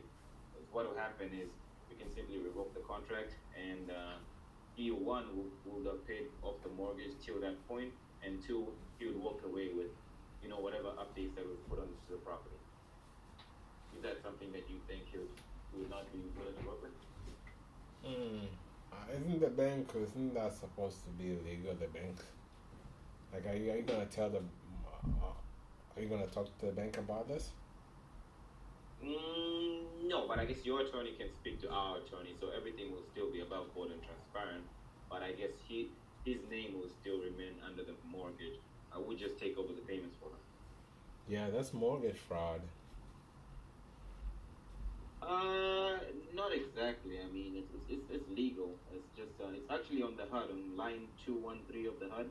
If you read that, you can see that it's actually legal on there. It's been out for a couple of years, like I said. Do you know about due on sale clause? Due on sale clause? No. Enlighten me. Oh, so you don't know a due on sale clause? Then, I mean, the banks definitely don't. They have a due on sale clause that doesn't allow what you're trying to talk about. So I think this is illegal. I think you're gonna go to jail. I don't want to get involved with anything like this. I mean, if it makes it easier, I can schedule a call where our attorney can run through it, because obviously he's the one that knows most of the legalities, and he just provides the funding. So he can run you through it. And so how many transactions have you done? Myself, as the buyer, Yeah. I think we have about 20 to 30 properties. So you have 20 to 30 properties and you don't know about anything about this transaction. Yeah, that's why I work with my attorney. He's the one that does all the paperwork. So that's why I said, I mean, all attorneys know about it. So I just provide the funding, obviously, and make sure all the payments are made. So that's why I was willing to bring him in if your seller is willing to open to working with that.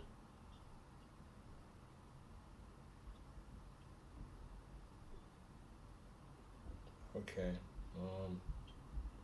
Well, I I don't can know. send you something in writing. That way you can review it. You know, if you have any attorneys, you can speak to them as well. And if obviously if you're not I always put it as a plan B. So at the end of the day, if your seller is not comfortable with it, that's fine.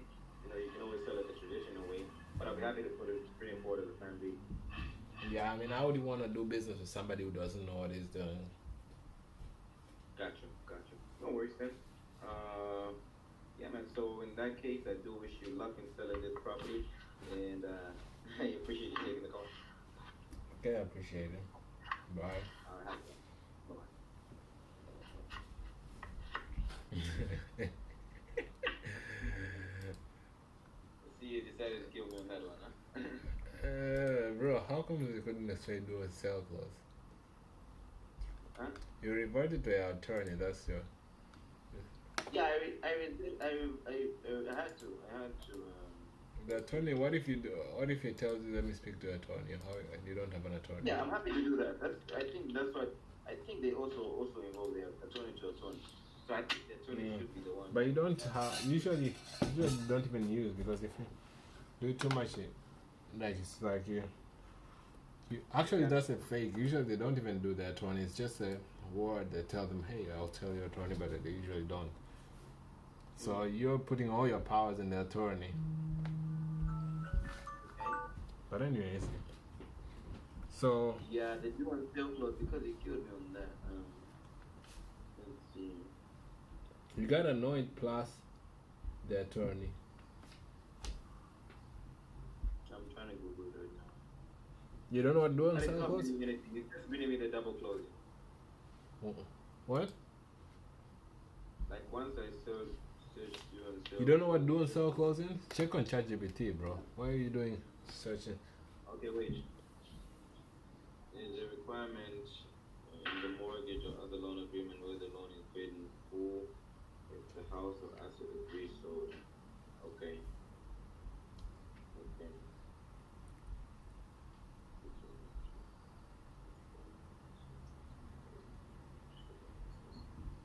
How do you get around the doing so? Such a transfer the mortgage into an asset. Yeah, okay, I see. What is doing sale clause? Pretty much states that the mortgage needs to be paid for in entirety if it's going to be resold, if the property is going to be resold.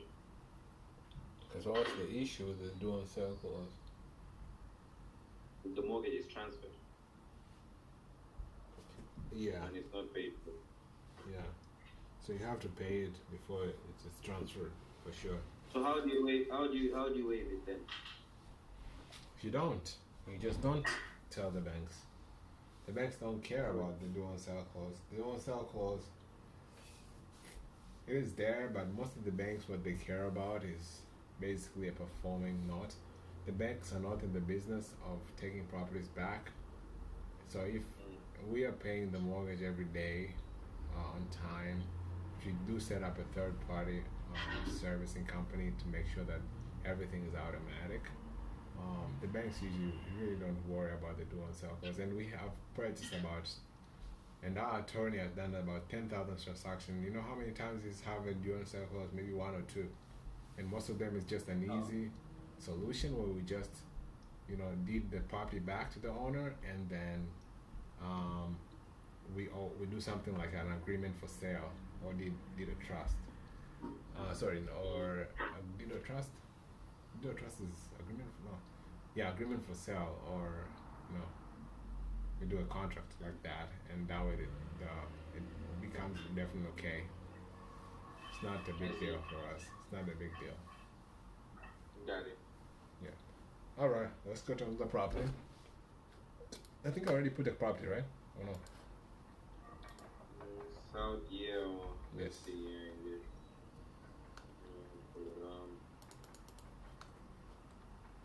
South Yale.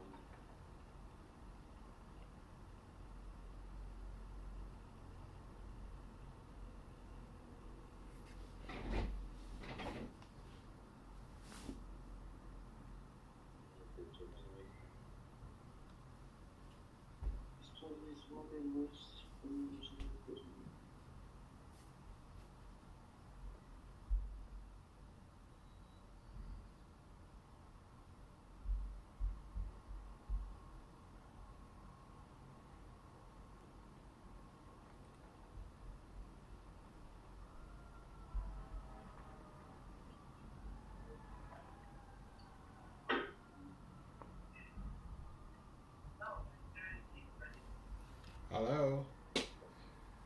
One second, I'm not here.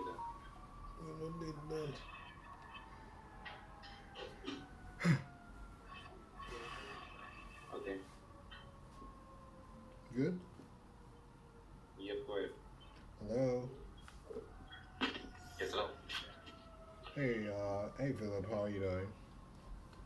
I'm good. How are you? So I am looking at the property, a beautiful property I've listed on South Yale Avenue. Is it still available? Are you still taking offers? Awesome. So, yeah, it looks like a really beautiful property, and I'm looking at this property for myself, and obviously it looks like it's in a really good condition. Is there anything major that I need to take note of that the pictures don't tell?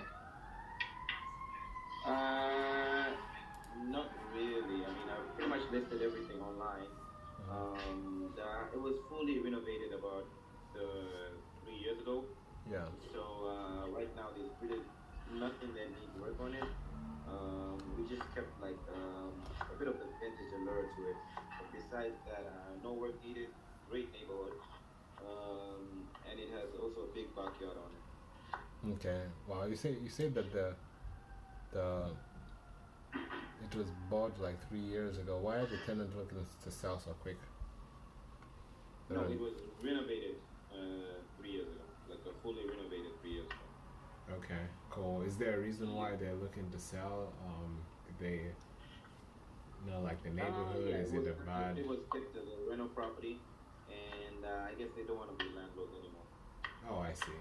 Fair, fair. Okay. Um, cool. So, I mean, they don't want to be landlords anymore. What are they? What are they? Are they? Is the property currently vacant or is it still occupied with the tenants? It's still tenant. Okay. When are they? I mean, what do they have a month-to-month lease or? They are on they are on they are on a lease, but the lease should expire at the end of this month. So the lease expires at the okay, nice, nice. So this expires at the end of this month. Do they have? It looks like you guys have been pretty. Have a couple of days on market. What kind of feedback have you received? Well, really not much feedback because the tenants are not kind of busy, so we've not really been able to go inside the property. So that's been kind of challenging. So a lot of buyers have just been able to see the property from the outside. So it's been kind of tough. Man, I cannot imagine how much trouble, how much hard it must be for you with being like working with the tenants to show the property. Is that? Oh, yeah. We had like a similar house that we were trying to sell a few years ago, and we had tenants, and it was a tough sell, man. So that's off to you. Oh yeah, I mean, most of these tenants, because the thing is, the tenant is a single guy, so it's kind of hard if he had like people that he lived with. It would have been a bit easier, but like this, he's at work all the time, so it's kind of hard for us to schedule anything. Yeah, absolutely. I mean, how are you able to do it right now? How are you able to schedule showings right now? We've had no viewing so far. Wow, wow. He's trying to make your job hard, huh? Oh yeah, he is. My goodness. So yeah, so I mean, I'm interested in presenting an offer. Hopefully, come and view the property. But before I do that, I just want to see, get an understanding of the property itself. See where you guys are at, and also like it looks like you've had no showings. Have you received any offers? We did get one, Mm. but obviously the person was not able to see the pictures of the inside. So mm, he actually said he would just hold on to the offer till he did. So he offered us about 150, but Mm. I haven't seen the inside as well either. So Wow. right now we're just kind of playing on the what the tenant says the property is like on the inside, which makes it a kind of a tough sale for me.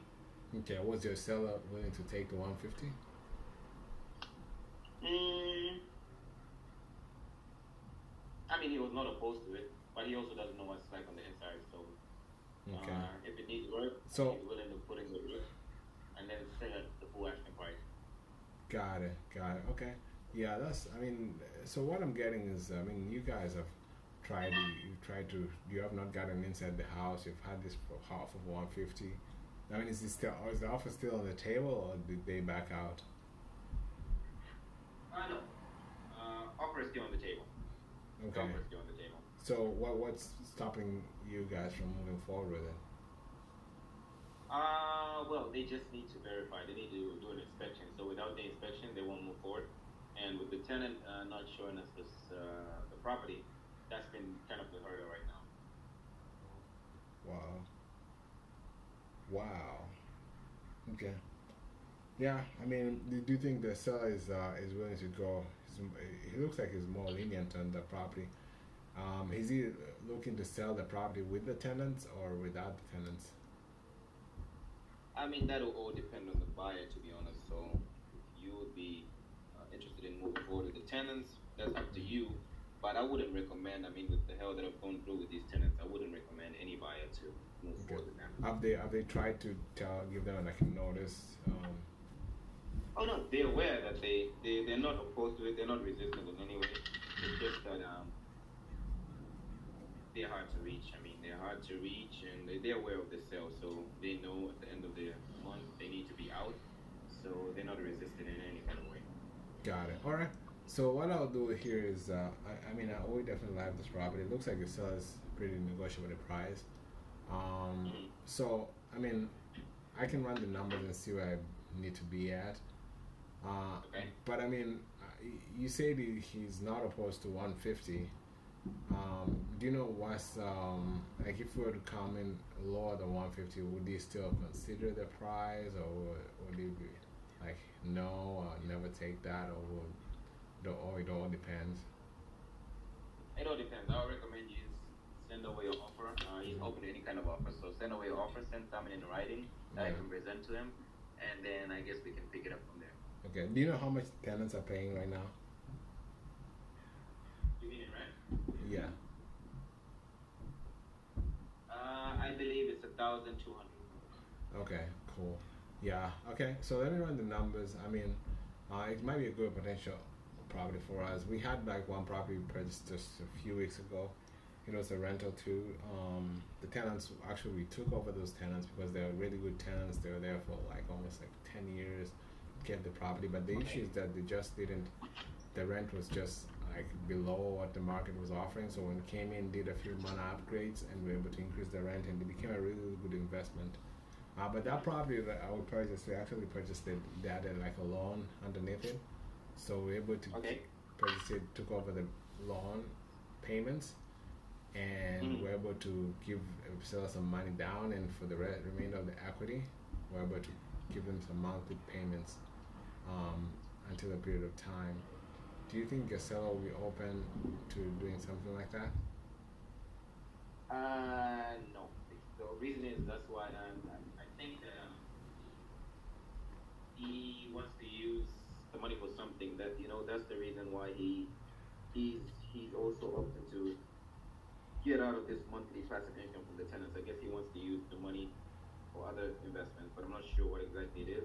But he would rather just a cash payment. Okay. Yeah, we got an offer, a similar offer, up to he turned it down. Understandable. All right, so let me do this. Let me send you my cash offer. If it makes sense, we can come back again, and if it doesn't, maybe we can review other ways we can make this work. So you said he was not interested with subject to because they want to use the proceeds to buy other property. I'm not sure it's property, but I'm sure they want to use the proceeds to make another investment. Okay, cool. All right, that's fair.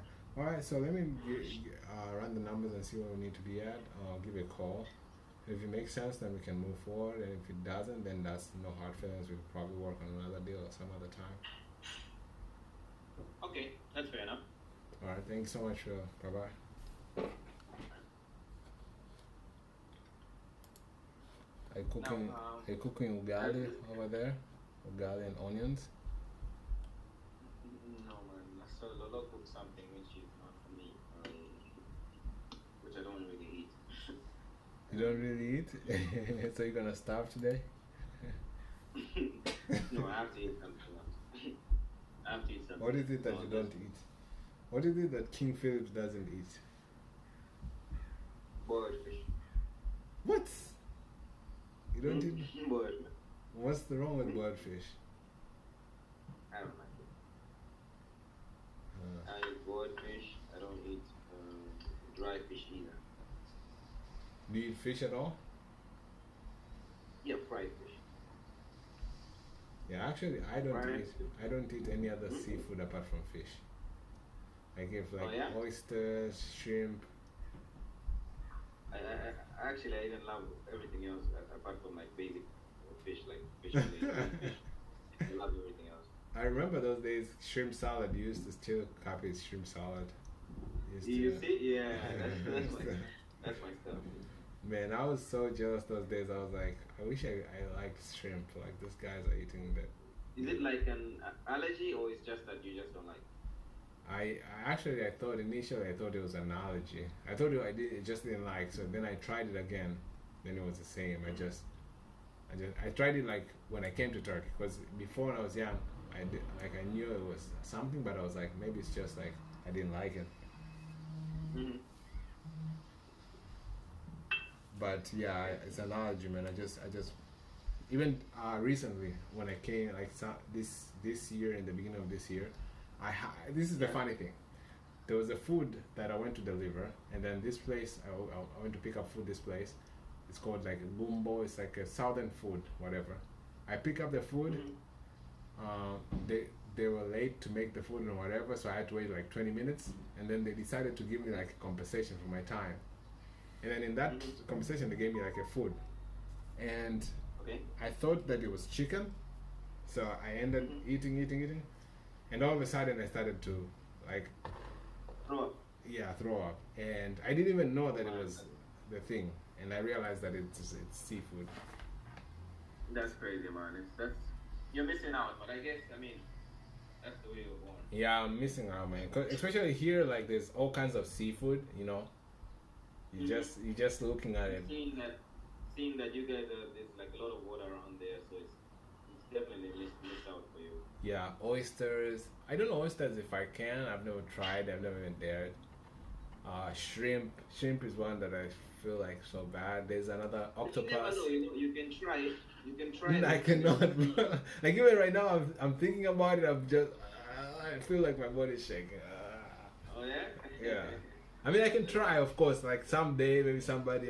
But the fact that I ate without knowing, and then later on I knew, and it's the same effect. I don't know. I Don't don't wanna know. risk it, huh? Yeah, even fish itself, like sometimes the regular fish, if I eat certain kinds, like salmon, I'm good with it. But sometimes if I eat too much salmon, also it becomes bad. So Yeah. yeah, I see. yeah. Okay. All right, man. I'll see you later. All right, bro. I'll be on standby. Let me just eat something, and then if you're back, you let me know. I'll just be on standby. Okay, cool. All right, I gotta go now. Bye bye. See you. And All right, adios. later.